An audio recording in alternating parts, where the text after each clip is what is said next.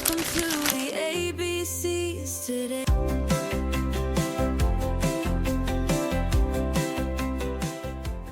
Welcome to the ABCs of Home Organization, the podcast that simplifies home management, one letter and habit at a time. I'm your host, Stephanie King, your go-to gal for all things decluttering and home organizing. Thank you so much for joining me. This podcast is all about breaking down home organization into bite-sized, doable habits. Inspired by my book, ABCs of Home Organization, each episode gives you quick, actionable steps to clear the clutter, build routines that stick, and turn your space into a home that empowers you. Whether your home feels like chaos or you just want a little refresh, you're in the right place. We're here to simplify your world, elevate your mindset, and give you back your time so you can focus on what really lights you up. New episodes drop every Wednesday at 6 a.m., perfect for that morning coffee or commute. Hit play, subscribe, and let's get this transformation started. Your beautifully organized life starts now.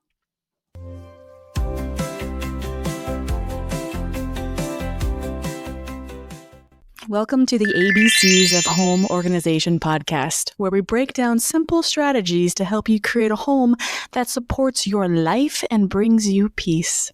I'm Stephanie, your host and organizing enthusiast.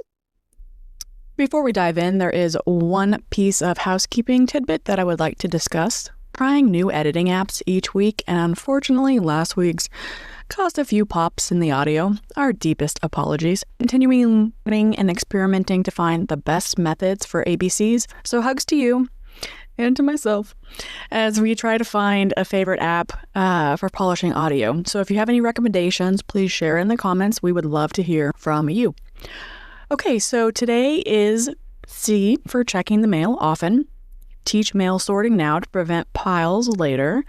The steps are check mail, toss junk, file your keep items, and create an active papers station. So the 3 steps we're going to delve into and break down for you are very generally into paper and how to set up a filing system. First 3 steps in checking your mail, and finally how to create a mail station, including a place for your active papers. Okay, you ready? Paper is absolutely huge. Every client has paper for the most part.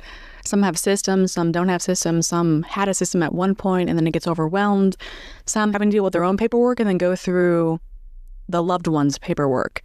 And so if I can give you any advice today, it is take care of your paperwork, go through every piece of paper in your house, purge, get rid of, destroy all paper that is not necessary for your life today or tomorrow, and create a system for them. And so this is also for yourself, because if you have a system, you won't be overwhelmed by clutter. It won't cause anxiety. You'll know exactly where to place everything. But it's also for after you are gone, or if something tragic happens to you and you're unable to answer or function, there's a system in place that will allow your loved ones to also take care of you. And this also refers to electronic paper. So if you have absolutely 0 pieces of paper in your house because you've scanned and or digitized everything, this still applies to you. You still need a system in place so that, again, you can find whatever you're looking for, or anyone else that needs to find your information, they can find it as well. And just a quick aside, figure out a way to protect your data and your information, your paper, your scanned documents, whether it's digitized or actual physical paper. Set up password protectors, contact your IT guy, have a safe, lockbox, etc., so that all these papers that are organized are safe and protected from fire, from humans, from whatever disaster may befall them. So a fun story that likes to be told amongst organizers is that so a thief went into this house, right? And one roommate's room was extremely organized. All the jewelry was in a lovely jewelry box labeled jewelry. Closet was organized by, Prada shoes, whatever. And then the other roommate was a complete mess. We'll call them a slob to be non-judgmental and all-loving. And that room was completely messy. Couldn't see a thing, couldn't walk in. The floors were covered, surfaces were covered. So the thief took everything from the neat, organized person's room, while the slob, nothing was taken from their room. And so pros and cons, right? But in the day-to-day living of life, It is much easier and beneficial to have an organized space, just mentally, physically, emotionally. You're productive. You're able to get things done. You're not distracted. So when you actively don't keep a space functional and clear, it becomes a catch-all for all other areas in your life. And then when you feel motivated to work in that area or be in that area, exist in that area, you're unable to be productive because you're busy clearing that space on your desk or browsing through the piled up mail, distracted by reading, oh, this magazine just came for me, let me read it. And so when distractions are no longer preventing you from working, you're able to increase your output. And so rather than flipping through that mail for the 7th time, you've already touched them all, gone through it, filed it away, and you have now extra minutes to use however you choose to use those minutes. And then, of course, one of the most important reasons is that you don't misplace important documents, a bill that's due, an insurance policy that has to be paid, a medical appointment. You don't miss these appointments or these dates, these deadlines, because you have a system in place. And so life becomes less frazzled. You're not wondering, I feel like I had a doctor's appointment. When was it? Or a dentist appointment, or I had to meet up with a friend that you totally just forgot about. And so by organizing the paper in your life, keeping a system in place, you will live a much more controlled, balanced, flowing life. So how do you create a filing system then, Steph? Like, what do I do with all this paper? That's driving me crazy. So the first thing you have to do is purge. Any area of the house organizing, whether it's physical items and or paper, you have to decrease the quantity. So often we overlook and we assume, oh, I have to find a home for all of that. The reality is that when you put hands on every piece of paper, you're able to reduce quite a bit. And so the first step is put hands on every piece of paper. And if you have stacks and stacks, boxes upon bankers, boxes of paper, it's going to take you a while. So sit down in front of the TV, put on some music, invite a friend over to go through their boxes, and y'all can go through it together and start going through the paper. Now, as you're going through the paper, you're going to be sorting. So again, with the whole touch everything once, we don't want to look at every piece of paper and go back and go back and go back. You want to look at it, decide, do you need it or do you not? Can you shred it or trash it? In which case, bye-bye. But if you do need it only for 2 weeks, do you need it and then you can shred it at that point? Or do you need it permanently, but you don't actually have to look at it? So that's going to be in an archive file. If you need it in the next couple of weeks, it's going to be in an active file. But you're essentially going to be making piles. So every time you put hands on a piece of paper, potentially a new pile, to make this really easy, I would just recommend getting file folders. And then you can use a sticky note and label the front of it as you go. All you're doing is sorting at this point. And so have a recycle bin there and put everything that you don't need in there and shred as you go, or have a kid help you and they can shred, assuming they're age appropriate, and just start going. Making decisions. Where does it go? Where does it live? I need a file.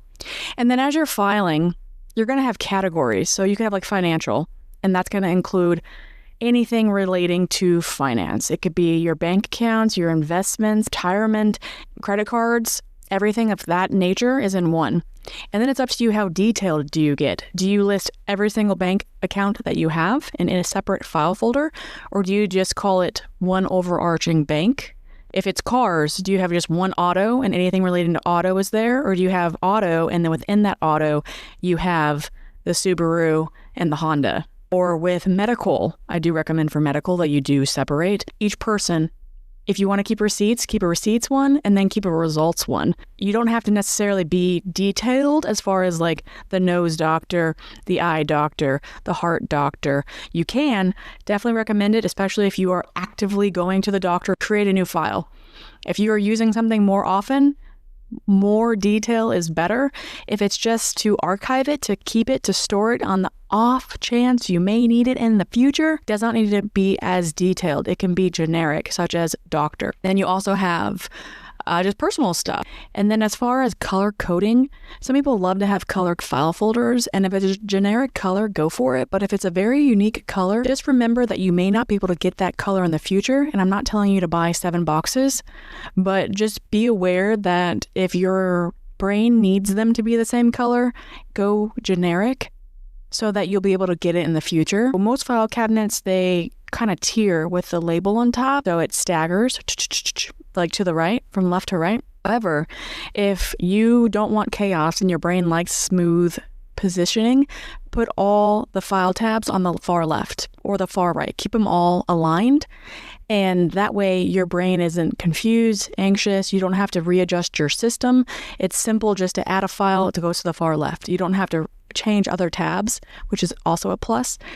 And then lastly, as far as the order that you put it in, I personally, if you can alphabetize, but I like those main categories to be differentiated and then alphabetized within each main category.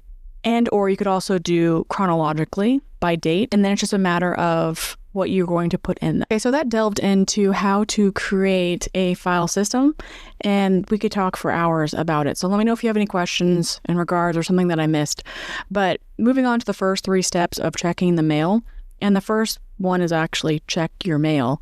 So it has to be consistent. The goal is never to have the post office send you a stack of mail, right? Where they have to take it out and hold it because they've overcrowded the mailbox. So I want you to check your mail. Step 1, before you even set the pile down, I understand life is happening. You have to take your shoes off, put your purse up, you gotta go to the bathroom, you have to make dinner. Partner is hollering to come check out something in the house. Before you even set that pile down, the number 1 rule of checking your mail often is to toss the junk. So often when I go through piles and piles and piles and banker's boxes of mail and paper with clients, they haven't tossed the junk. And that accounts for at least 50% of all the paper that we put hands on. So do yourself a favor, toss the junk. Okay? And then the third step is to file the keep items. So you've now created a file system. So put the papers where they have to go. Archive them. Put them with medical. If it's a medical bill that is auto-drafted, just go ahead and file it with the medical receipts. If it's a house mortgage payment that automatically gets drafted, put it with your house mortgage payment. If it's something for this kid's school, a reminder of an event coming up that's already in your calendar, you don't need it. So you can either shred it or file it with their school paperwork. However you decide to, the quantity of paper that you are keeping, file it accordingly. Those are the steps of how to check your mail. But this last option of how to create an active paper station and or mail station, and I want to call it a paper station just because we have paper coming in from all sorts of areas. It's not just our mailbox. So you have from kids' backpack, from work, from, I don't know, your HOA, all sorts of people are giving you paper. And so now we have to create the active file station. Everything that is filed is basically archived. It's items that you probably won't touch often. And so this one, the active paper station, is stuff that you are currently working on. It's stuff you have to do, or you pay now, or it's an event that's coming up soon, or it's just something that you're actively referring back to more often. And so I want you to create a separate area, and it can be in the same file cabinet as all your other folders, but do put it towards the front.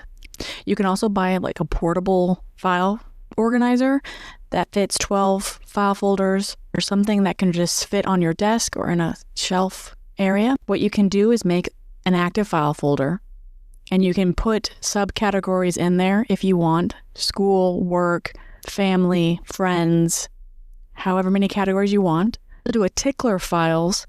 So I love if you just do the months, and if a bill is due in December, you put the bill either in November, or if you have the full month of December, you put it in December, because ideally you're checking it like the last day of the previous month for the upcoming to-dos within that tickler file. But sometimes life happens. So if it is due December 1st, I would put that in November file. You just have to each month actually go to those tickler files. But I like those because it puts it off until you need it. So if you have a wedding to attend in July, then in May or June, you can put the invitation where it lists all the information you need, the dress code, location, where they're registered. And then it's like, oh yeah, I'm going to that wedding, I forgot. And it's the reminder, and it has everything you need in it. So ticklers by month are also an awesome way to do it.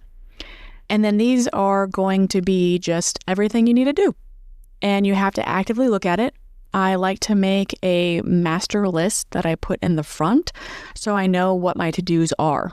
So if I have 15 different pieces of paper in there and I'm like, what is in my to-do list? I don't know. My master sheet tells me my to-do list. So I make a master sheet. I cross things off as I do them. I rewrite it when it becomes a jumbled mess. And it's always fresh and tells me, I can just look at that first page to know exactly what's in my file and be like, okay, I'm going to spend 10 minutes today on my active file list. You pull out the master sheet, you look at it. What can I get done in 10 minutes? Okay, well, I could do either these 2 tasks or I can do this 1 task that's actually due before those other 2. So I'm going to go ahead and do that. And when you write this down, include if there's any due dates and highlight those to due dates. Ideally, if you have a piece of paper, you automatically just file it, but I understand sometimes we don't have time. So you can create a folder where it says to file, but you have to then create the system where you file it. You don't want that file to be overloaded because all you're doing is putting off doing that task. And so either when you check your particular file at the end of each month, maybe that's when you file away all your paperwork. If you are accumulating a ton of paper, you do it every 2 weeks or at the end every Sunday.